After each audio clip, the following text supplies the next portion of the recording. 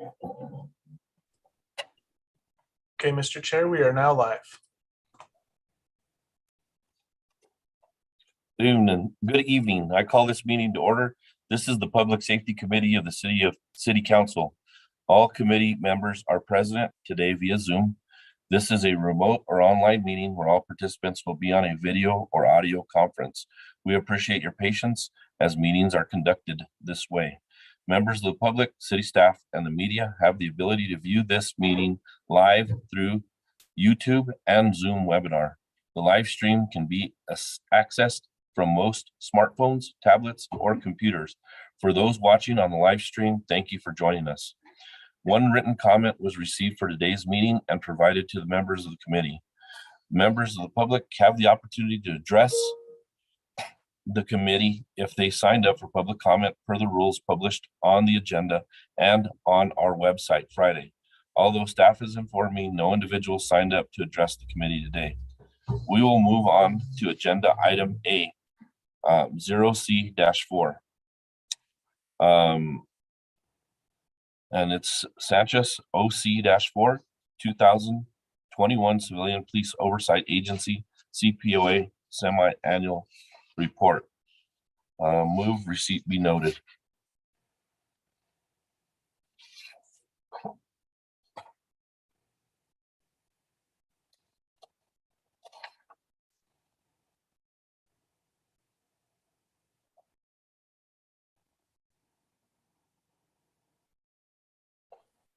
Give a second, Mr. Chair, from Councilor Bassan. Okay, second from Councilor Bassan. Thank you.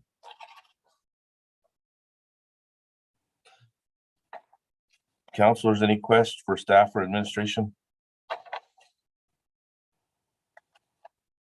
If no question, Diane McDermott, Interim Director of CPOA, is present to speak to this item and address any questions. Ms. McDermott? Yes, thank you, Chair Sanchez and councilors. Just to let you know, obviously you've received the semi-annual report, which covers January of 2021 to June of 2021. The CPOA has made a great deal of advancement in trying to get the timely semi-annual reports. So we are pretty much on task and target now. And the data analyst, Ali Abbasi, is here. He is the drafter of the report in terms of all the details. I certainly stand for questions, or if you'd like an overview of some of the highlights, I would definitely defer to Mr. Abbasi, who could highlight some of those things, and then we can both answer any specific questions you may have. So whatever the pleasure of the council is.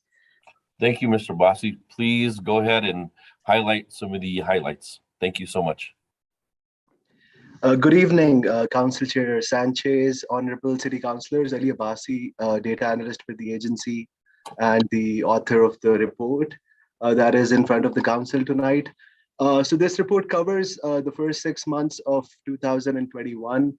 The agency recorded 238 complaints, and out of those we investigated 118 complaints.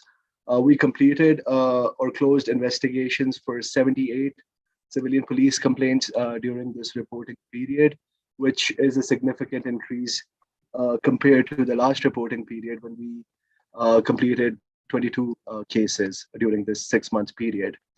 There were 35% of the cases that were closed within 120 days. And then there were 57% of the cases that were closed out of 78 cases, they were closed administratively. There were 16 APD standard operating procedures that came under review in CPOA's complaint investigation. 16 SOPs, they came under review 100 times in 33 complaints, which had findings other than the findings of administratively closed. And then SOP 1-1, that is Personnel Code of Conduct, that came under review 42 times in our complaint investigation. During this reporting period, we received 2 non-concurrences, letter of non-concurrences from the Chief of Police regarding the CPOA findings. There were 103 APD employees that were identified in all the complaints that we investigated during this reporting period. Majority of them were field officers, police officers, first class. And then there were 120 complainants who filed the complaints with the agency during this reporting period. Four out of those complaints were filed anonymously. And there were a total of 81 level 3 uses of force that were received and investigated by Internal Affairs Force Division at APD, and the Civilian Police Oversight Agency Board reviewed 12 serious uses of force cases during this reporting period. And they review those cases once they are being reviewed by the Force Review Board. The report is divided into different sections.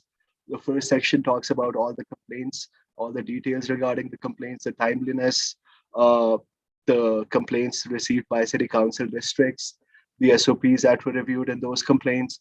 Second section highlights all the demographics of all the APD employees, as well as the complainants who filed the complaints with the agency. The third section of the report highlights the serious uses of force cases, which were investigated at APD, as well as the cases that were reviewed by the Civilian Police Oversight Agency Board.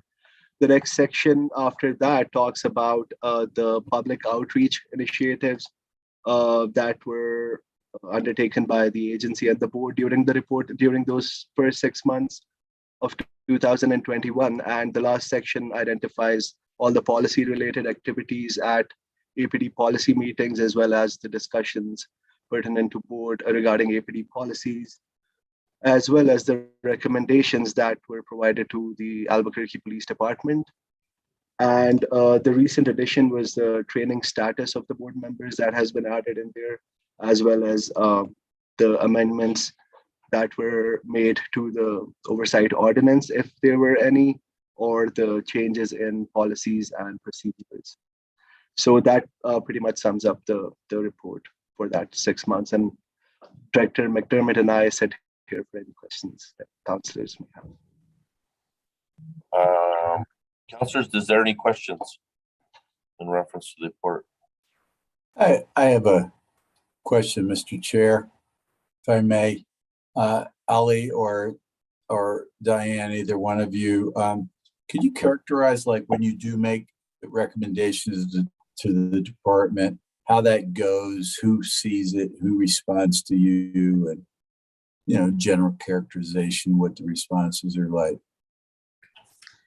Thank you, Chair Sanchez and Councilor Benton. So in terms of the recommendations, they can come in a couple of different ways. So if the board is initiating a policy recommendation, then the board frames a specific letter to the chief and CCs a bunch of different additional people. And the chief has a duty by ordinance to respond to the board to decide if that is going to be enacted, if it's going to not be enacted, then why, or if some sort of compromise modification were to occur. So that's when the board initiates a request, or a recommendation, I should say. The other mechanism that is used quite frequently is that the board has a delegate, if you will, or a representative that sits on both the policies and procedures unit for APD, as well as the policies and procedures review board for APD. And so that person has been sort of granted the, I guess, authority or delegation by the board to speak on behalf of the board, to speak on behalf of the citizens of Albuquerque, to relay as a civilian and as a layperson some of the concerns and issues that they might be seeing in these policies that are being reviewed. The CPOA, myself also, the director, has a role in that as well. So we have some representation during that policy formation process that's initiated by APD to make some input. So there's the two different ways, and they get different responses depending on which mechanism it is. You're on mute, sir.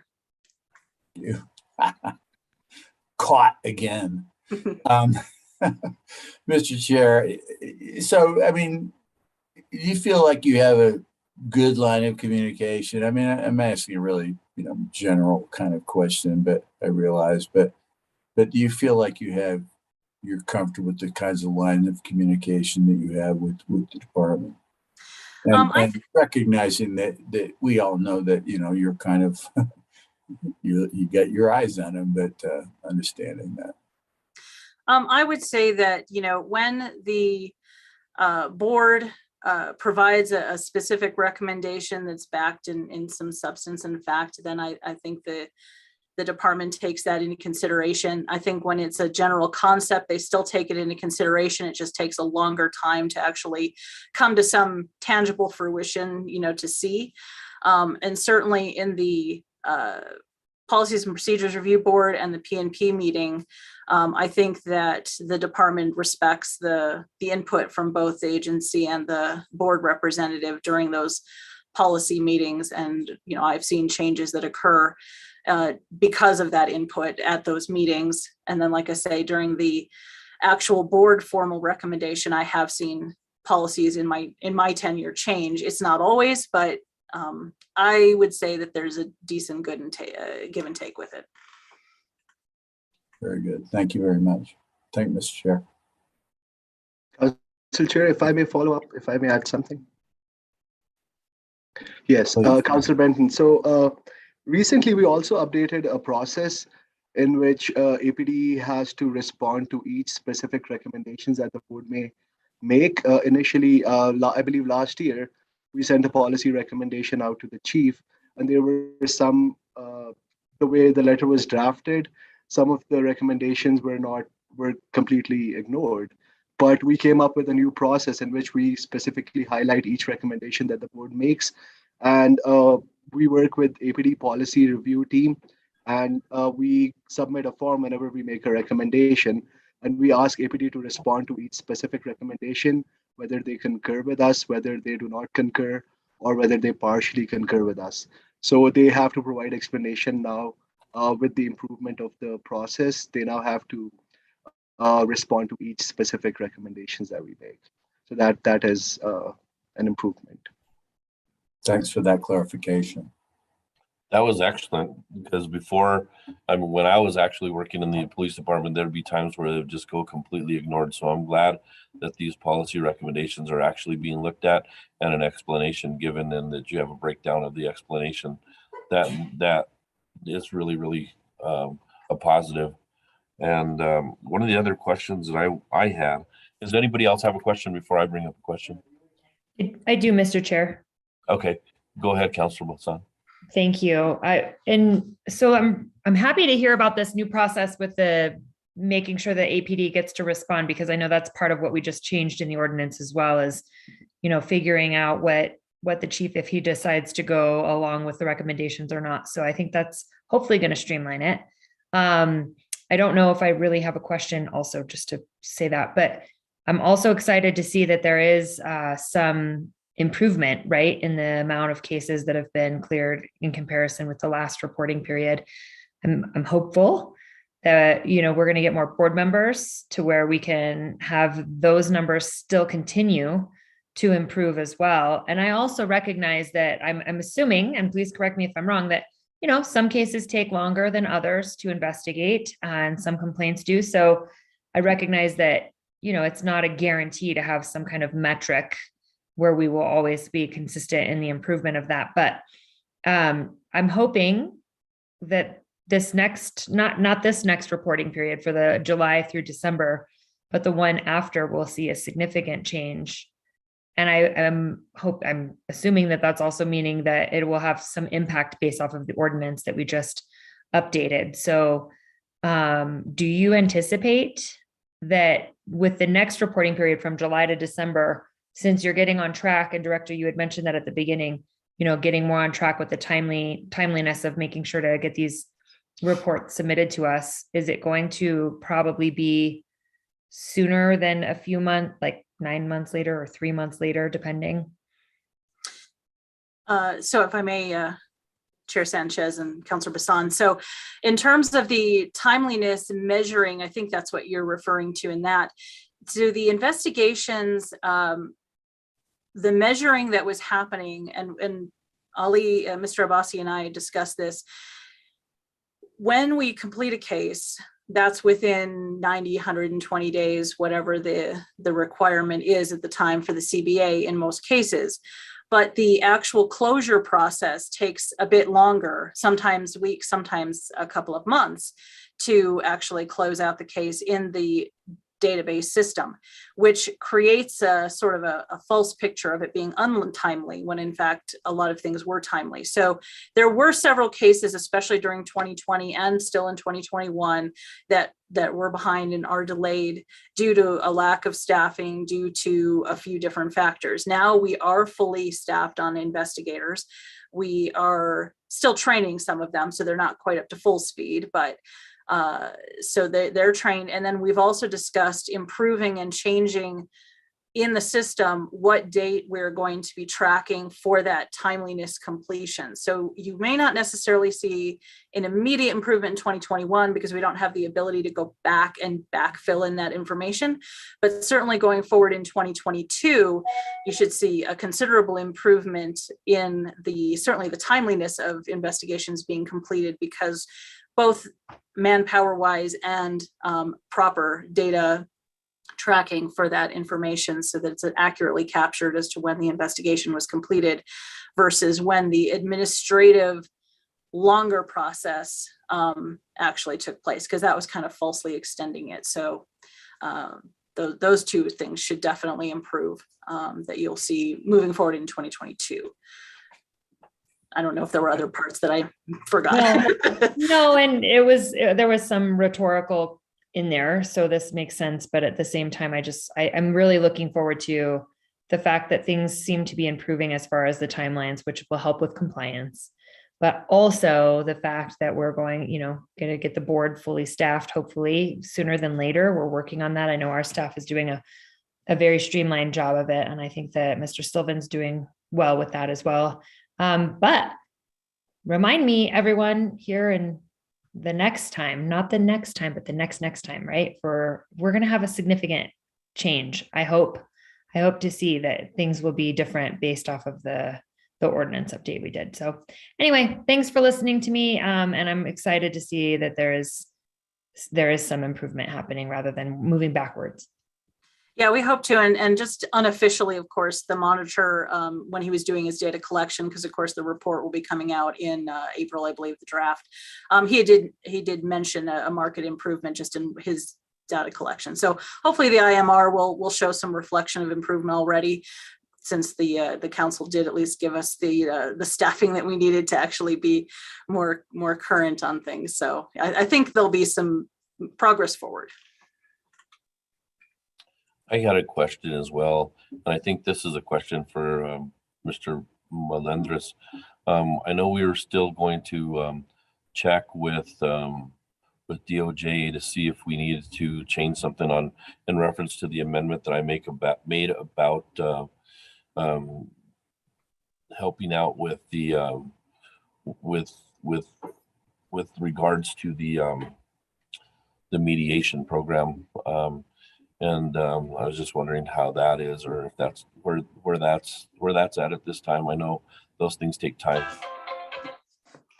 Mr. Chair, I believe what you're referring to is the limitations on mediation that exist within the CASA, and historically the Department of Justice has had some willingness to waive those in order for the city to do its good work in mediation through the CPOA board. That's sort of the backdrop context. I actually think that Director McDermott might have a better handle on that process or where we're at on it. Is that accurate, Director McDermott? I thank you, Chair Sanchez and Mr. Melendres. So to my, basically it is what we request is an order to suspend the paragraph that limits the mediation. And so what we had planned for this coming budget cycle, and we've requested, is to have some additional funds put into our budget so that we can actually contract with mediators directly. If that is in fact granted, then we will request that suspension of that CASA paragraph so that we can go ahead and move forward with another trial run, or if the DOJ is willing to suspend it or change it altogether, that's even better. But it's either a trial run suspension or a total removal or adjustment of that paragraph. But we wanted to make sure that we had the proper funding before we kind of requested that, because if we don't have the funding to contract with the mediators directly, then it kind of wouldn't help us, because we've tried a couple of different versions of the mediation and they were somewhat successful, but they definitely weren't living up to their full potential. And I think if we had it a little more direct without a go-between, I think it would be a lot more successful. Thank you, Mr. McDermott. Definitely, if you need any help with anything, please reach out to me. I will definitely do everything I can to help out. And I think it's important that this little area is one that's worked through so that we can actually streamline some of those complaints. Also, I had another question. Does anyone else have any more questions or any comments, Dad? Okay, I just had one more. Can you explain to me, and this is new to me, the public outreach segment of your committee as well? What are you guys doing there? Thank you, Chair Sanchez. So during this time frame, of course, I was not the director, so I can't necessarily speak to some of the efforts that were made in the first half of 2021. But in general, the director goes to events, attends the academy to provide input to the recruits and the laterals about the process so that they're familiar with what it means, what a CPOA investigation means, what a complaint process is. We also have a community engagement specialist, which currently that position is vacant. We are working on getting someone hired, but that person assists with social media type outreach, event type outreach, basically any kind of venue that is a reasonable place that we would be to go. I know I personally in my career have gone to different places that have asked for input and help. We've made stops at things like HopeWorks over the time to make sure that staff there understand that we exist and that they have their clients, which tend to be a more vulnerable population, that they know that we exist and have the means to investigate the types of complaints. So there's lots of different efforts as to what exactly occurred in this reporting period. It was a little less, of course, due to some of the COVID issues and things like that, because there wasn't as much outreach, but we definitely always answer questions that come in through the email. That's where some of the difference you're seeing too is when we report about intakes or things that we receive, they're not always complaints, but they are things that we're addressing and answering for the community, trying to facilitate some things. So we want to have a way of sort of tracking that so that we can show we're doing other things to justify our existence, if you will. So that's, kind of an overview. I mean, that may not be specific enough for you, but I can try. Oh, no problem. If there's any help that any of us as well in council, I'm sure all the counselors would be happy to help out with any of those ideas as well in reference to community engagement, because I think it's important that they know what you're doing as well. And so I know each one of us would help out. So if you need help with that, I think you can reach out to any one of us in reference. Yes, sir. Thank you. And does anyone else have any questions or comment? Okay, I think this is going to be a really short meeting, huh? So thank you, everybody. Ms. Montoya, ready for the vote? Perfect. Counselor Bassan? Yes. Counselor Benton? Yes. Counselor Davis? Yes. Counselor Grau? Yes. Counselor Sanchez? Yes. That passes on a 5-0 vote. Well, it looks like this was a very, very simple, quick meeting. Thank you, Ms. McDermott. Thank you, Mr. Bossi. Thank you, counselors, for your attendance in this real short meeting. And there being no further business, this Public Safety Committee meeting is adjourned. Thank you. Thank you all.